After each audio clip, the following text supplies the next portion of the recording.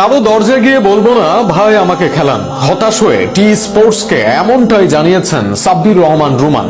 BPL এ batting এর সুযোগ পেয়েছেন একদম শেষের দিকে, শুরুর ম্যাচগুলোতে বেশিরভাগ থেকেছেন নট আউট, অথচ বিসিবির ঘোষণা করা 3 দলের একটিতেও নেই সাব্বির রহমান। আরো শুনুন প্রতিবেদনায়। বিপিএল এ সাব্বির খেলতে পারেননি নিজের সেরাটা, আর তার স্বাভাবিক কারণও বলা যায় যে সঠিক জায়গায় তাকে খেলানো হয়নি। 6, 7 কিংবা 8 নম্বরেও ব্যাট করতে হয়েছে তাকে। শুরুর দিকের বেশিরভাগ ম্যাচগুলো ছিলেন অপরাজিত। ভক্তরা এখনো স্বপ্ন দেখেন সাব্বিরকে জাতীয় দলে দেখার। কেউ কেউ তো এই বিশ্বকাপেও আশা করেছিলেন তার নাম, অথচ বিসিবির ভাবনাতেই নেই সাব্বির, তাই কোথাও তেমন সুযোগ দেওয়া হচ্ছে না তাকে। এ যেমন বিসিবি আয়োজন করেছে 3 দলের নতুন এক টুর্নামেন্ট, যেখানে 3 দলের হয়ে খেলবেন 39 জন ক্রিকেটার। তবে সেই 39 জনের মধ্যেও নেই সাব্বির রহমান রুমান।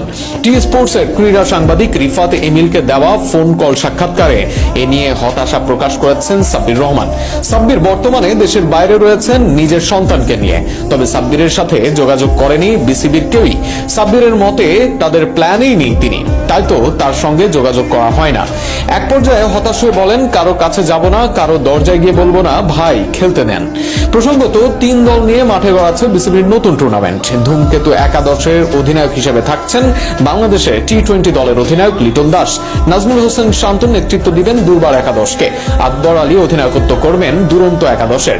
ধূমকেতু একাদশের হেড কোচ হিসেবে দায়িত্ব পালন করবেন মোহাম্মদ সালাউদ্দিন, তার সহকারী কোচ মোহাম্মদ আশরাফুল।